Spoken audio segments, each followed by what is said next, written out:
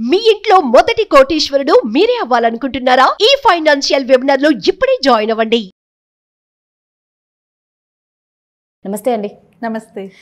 మామూలుగా మన ఇండియాకి పరాదేశాలకి మనకి సత్సంబంధాలు ఎక్కువగా ఉన్నాయి రమ్మ. ఇంపోర్ట్ ఎక్స్పోర్ట్ ఇలా బాగా చేసుకుంటూ ఉన్నాం. అయితే యుఎస్ ఇండియా గురించి మనం మొన్న ట్రంప్ మన ఇండియా మీద చాలా పెద్దగా ట్యాక్స్ ఒకటి విధించారు కదా. అయితే ఈ ఇంపాక్ట్ ఎలా ఉంటుంది? అక్కడ నుంచి ఇక్కడికి వచ్చేటప్పుడు మనం ఎక్కువ ట్యాక్స్ వేస్తున్నాం అనే కదా ఆయన బాధ. ఇక్కడ నుంచి వెళ్ళేటప్పుడు తక్కువ ట్యాక్స్. ఇప్పుడేమో ఆయన ట్యాక్సే పెంచి పడేశారు. దాని ఇంపాక్ట్ ఎలా ఉంటుంది? ఇన్వెస్ట్ చేసిన వాళ్ళ పరిస్థితి ఏంటి?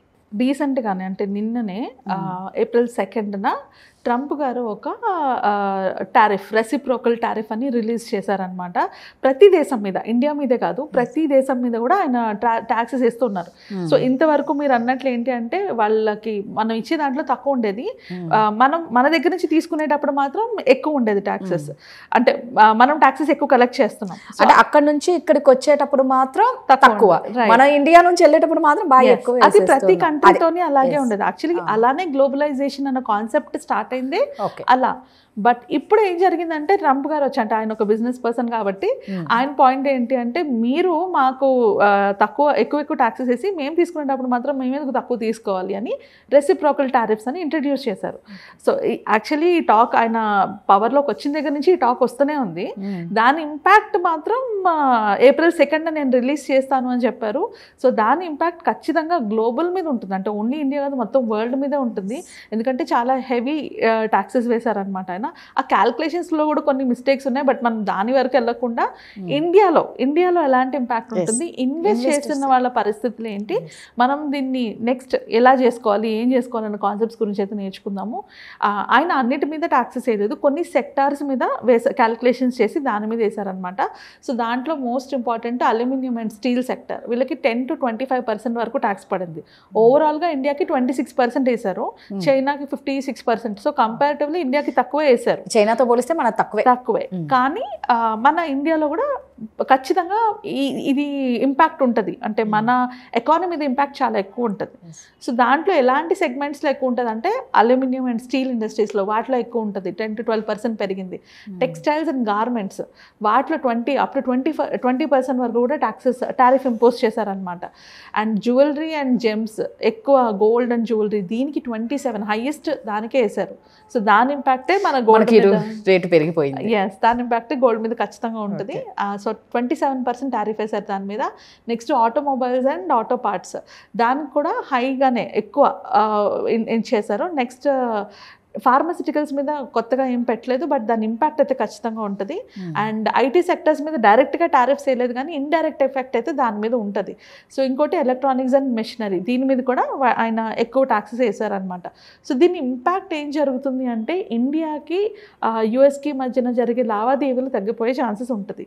బికాజ్ ట్యాక్సెస్ ఎక్కువ ఉండడం వల్ల, ఇప్పుడు నేను యుఎస్ సిటిజన్, నాకు యుఎస్ ప్రోడక్ట్ తక్కువగా వస్తుంది, ఇండియన్ ప్రోడక్ట్ ఎక్కువ వస్తున్నప్పుడు నేను ఎందుకు ఇండియన్ ప్రోడక్ట్ కొనుక్కుంటాను? అవును. సో మనం అంటే బేసికలీ ఎలా వర్కౌట్ అవుతుందంటే ఏదైనా బిజినెస్, మన బిజినెస్లోని పడే ట్యాక్సెస్ అన్నీ కూడా కన్జ్యూమర్ మీదే పెడతారు. అంటే ఎవరైతే కొనుక్కుంటారు వినియోగదారుల పైన పడుతుంది. సో వినియోగదారుల పైన పడేటప్పుడు వాళ్ళకి ఎక్కడైతే తక్కువ ట్యాక్సెస్ ఉంటే అక్కడ కదా తీసుకుంటారు. సో దాని ఇంపాక్ట్ మన ఇండస్ట్రీస్ మీద ఖచ్చితంగా పడుతుంది.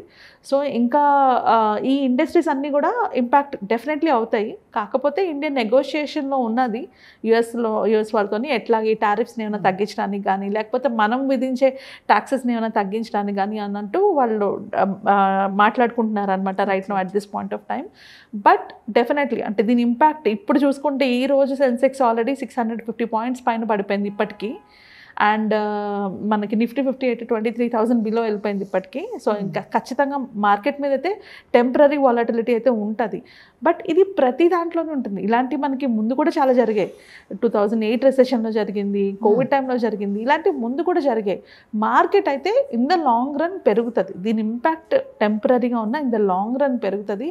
సో ఎవరైతే ఇన్వెస్ట్ చేసి ఉన్నారో రైట్ నౌ టెన్షన్ అయ్యి ప్యానిక్ అయ్యి మాత్రం అమ్మేయొద్దు. ఎందుకంటే ఇది ఖచ్చితంగా పెరుగుతుంది. India has a very strong potential. ఇండియాకి స్ట్రాంగ్ పొటెన్షియల్ ఉంది. వీటన్నిటిలోని బయట ఏమైనా ప్రాబ్లం ఉన్నా కూడా మన కంట్రీలో దాని డిమాండ్ ఎక్కువే ఉన్నది. సో దాని ఇంపాక్ట్ కంట్రీ మీద ఓవరాల్గా పడినా it will be fine. So as a investor మనం చేయాల్సిన పనులు ఏంటంటే ఫస్ట్ స్టే ఇన్వెస్టెడ్. ఆ ఇన్వెస్ట్మెంట్ నుంచి బయటికి రావద్దు. బయటకు వస్తేనే మనం ఆ లాస్ని బుక్ చేసుకుంటున్నాం. సో ఖచ్చితంగా బయటికి రావద్దు. ఇంకా నన్ను అడిగితే న్యూస్ చూడొద్దు.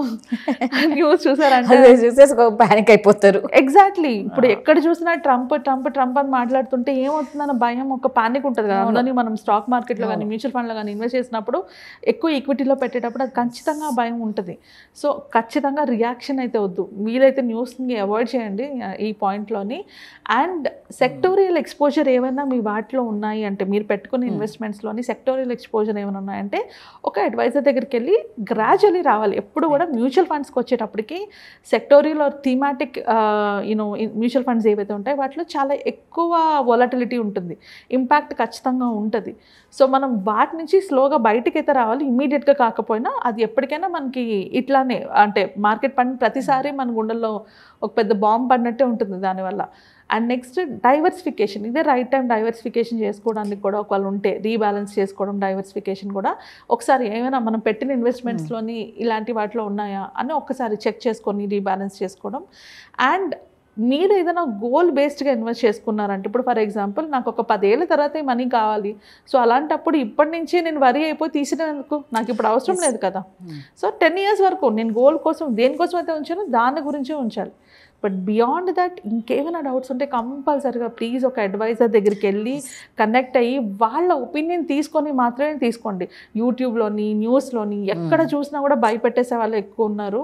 సో అస్సలు పానిక్ అవ్వకుండా టైం ఇది, బికాజ్ ఈ ఇంపాక్ట్ ఉంటుంది. ఇప్పుడే రికవర్ అవుతున్న టైంలో మళ్ళీ ఈ న్యూస్ పడ్డాము, వీటి ఇంపాక్ట్లు ఖచ్చితంగా ఉంటాయి. సో డౌట్ ఉన్నా, భయం వేసినా, ఏదైనా అనిపిస్తే ఒక అడ్వైజర్ దగ్గరికి వెళ్ళి ఒక ఒపీనియన్ తీసుకోండి. మీ పోర్ట్ఫోలియో రివ్యూ చేయించుకోండి, అది ఎట్లా ఉంది, వరి అవ్వచ్చా లేదా తెలుసుకొని దాని తర్వాత ఏమైనా యాక్షన్ తీసుకోండి. సో ఒక రివ్యూ మనం చేసినప్పుడు క్లియర్గా తెలిసిపోతుంది ఈ ఫండ్స్ కరెక్టా, ఈ ఫండ్స్ కాదా అన్నది. ఆ తర్వాత అంటే ఇమీడియట్గా కాకపోయినా ఆ పోర్ట్ఫోలియోని రీబ్యాలెన్స్ చేసుకోవడానికి ఒక గైడెన్స్ అయితే దొరుకుతుంది. సో మీకు కూడా తెలుస్తుంది కదా ఇది రైట్ టైమా కాదా ఎగ్జిట్ అవ్వడానికి, లేకపోతే ఏం చేయాలని. అంటే మిగిలిన వాళ్ళు ఓకే, ఎవరెవరైతే లాంగ్ టర్మ్కి ఇన్వెస్ట్ చేసుకుంటారో వాళ్ళు ఓకే. నాకు ఇంకొక 1 year అంటే నేను ఆల్రెడీ ఇన్వెస్ట్ చేసి 10 ఏళ్ళు అయింది, ఒక 6 ఏళ్ళు 7 ఏళ్ళు అయింది, ఇప్పుడు ఈ డబ్బులు నాకు అవసరం ఉన్న వాళ్ళు ఎక్కువ ఇబ్బంది పడతారు. ఎందుకంటే ఇప్పుడు తీయాలా వద్దా తెలియదు వాళ్ళకి. సో ఇలాంటి వాళ్ళు ఖచ్చితంగా ఒక ఫండ్ మేనేజర్ దగ్గరికి అంటే ఫండ్ అడ్వైజర్ దగ్గరికి కానీ లేదా మ్యూచువల్ ఫండ్ డిస్ట్రిబ్యూటర్ దగ్గర కానీ వెళ్ళి అడ్వైస్ తీసుకుంటే మీకు ఒక ఐడియా వస్తుంది. ఇప్పుడు దీన్ని ఎట్లా ఎగ్జిట్ అవ్వాలి, దీన్ని ఏం చేయాలన్న పాయింట్లో. ఓన్ డెసిషన్స్ మాత్రం ఈ టైంలో అస్సలు తీసుకోవద్దు, బికాజ్ ఇది చాలా వొలటైల్గా ఉంది కాబట్టి. అండ్ ఇంకొక న్యూస్ చెప్పాలి అంటే, ఆల్రెడీ అంటే ఇట్లా ట్రంప్ గారు చేయబోతున్నారు, టారిఫ్లో చేంజెస్ వస్తున్నాయని తెలియక ముందే మ్యూచువల్ ఫండ్స్ అంటే నేను చెప్తున్నాను ఎందుకు మ్యూచువల్ ఫండ్స్ అనేది ఇంపార్టెంట్ ఇన్వెస్ట్మెంట్ అనేది. Most of the mutual funds ఈ సెక్టార్స్ నుంచి ఎగ్జిట్ అయిపోయారు, ఆల్రెడీ ముందే ఎగ్జిట్ అయిపోయారు. బికాజ్ ఫండ్ మేనేజర్స్కి వెరీ క్లియర్ కట్ ఐడియా ఉంటుంది. సో ఆల్మోస్ట్ 16,800 crores వరకు తీసేశారు కొన్ని సెక్టార్స్ నుంచి. వాళ్ళు దే ఎగ్జిటెడ్ అనమాట. రీజన్ అంటే ఎక్కువ క్యాష్ పెట్టుకుంటున్నారు, ఖచ్చితంగా మార్కెట్ పడుతుంది పెరుగుతుంది, సో ఆ టైంలోనే దాన్ని యూజ్ చేసుకోవచ్చని. సో ఎవరైతే డైరెక్ట్గా స్టాక్ మార్కెట్ ఇన్వెస్ట్ చేస్తున్నారో you can not time like them. ఎందుకంటే వాళ్ళు కంప్లీట్లీ ఫండ్ మేనేజర్స్ డ్యూటీ ఏంటంటే వాళ్ళు 24 గంటలు దాని మీదే ఉంటారు. మార్కెట్ ఎట్లా ఉంది, మార్కెట్ ఎలా ఉందని వాళ్ళు చెక్ చేసుకొని దాన్ని బట్టి వాళ్ళు ఎగ్జిట్ అవ్వడం, ఎంటర్ అవ్వడం చేస్తూ ఉంటారు. సో ఓన్గా ఇన్వెస్ట్మెంట్స్ కోసం ఎవరైతే స్టాక్ మార్కెట్లో పెట్టుకుంటారో this is the right time you have to trust. ఎందుకంటే అంత టైం మనకు ఉండదు. ఉద్యోగాలు చేసుకుంటూ వచ్చిన డబ్బుల్ని మనం దాచుకుంటూ ఈ డబ్బుల్ని మళ్ళీ బాగా ఉన్నాయా లేదా అని భయపడుతూ కూర్చోడం కన్నా the better option is mutual funds better కదా. అవును, మీరు చేయక్కర్లేదు, మీరు ఇన్వెస్ట్ చేసి ఊరుకుంటారా, ఫండ్ మేనేజర్ చేస్తారా అన్ని. ఇట్లా ఏమైనా తేడా వస్తే ఆయన వాళ్ళు ఎగ్జిట్ అవుతారు, మళ్ళీ వాళ్ళే కొంటారు. సో అలాంటి అంటే నా పాయింట్ ఏంటి అంటే డూ ఇట్ యువర్ సెల్ఫ్ అన్న టైప్ ఆఫ్ ఇన్వెస్ట్మెంట్స్ ఎప్పుడు చేయకూడదు. సో ఇన్వెస్ట్మెంట్స్కి వచ్చేటప్పటికి మనం ఒకరి పైన రెస్పాన్సిబిలిటీస్ వదిలేయడమే. ఆ కరెక్ట్ ఫండ్ చూస్ చేసుకుంటే కరెక్ట్, కానీ బట్ మిగిలినవి ఏవైతే ఉన్నాయో అంటే ఇట్లాగా నేనే ఓన్గా చేసుకుంటాను, ఇప్పుడు మార్కెట్ పడింది ఇప్పుడు నేను కొనుక్కుంటాను, మళ్ళీ మార్కెట్ పెరిగితే నేను అమ్ముకుంటాను, వీ కెనాట్ టైమ్ దట్. మనం కరెక్ట్గా మనకు తెలిసేటప్పటికి జరగాల్సిన డ్యామేజ్ అంతా జరిగిపోతుంది. సో కంపల్సరీగా అంటే నేను ఇప్పటికీ స్టాక్ మార్కెట్లో నేను ఓన్గా ఇన్వెస్ట్ చేసుకోవాలి అనుకుంటున్న వాళ్ళందరూ కూడా please keep this in mind. మీరు మైండ్లో పెట్టుకోవాల్సింది ఏంటి అంటే మీరు మ్యూచువల్ ఫండ్ మేనేజర్స్ లాగా చేయలేరు. If you are professional continuously దాంట్లోనే ఉంటే మీరు హ్యాండిల్ చేయగలరు. బట్ మీరు ప్రొఫెషనల్ కాదు, మీరు ఓన్గా మీ ఇన్వెస్ట్మెంట్ స్టార్ట్ చేసుకుంటున్నారంటే స్టాక్ మార్కెట్ కన్నా mutual funds are better option to invest.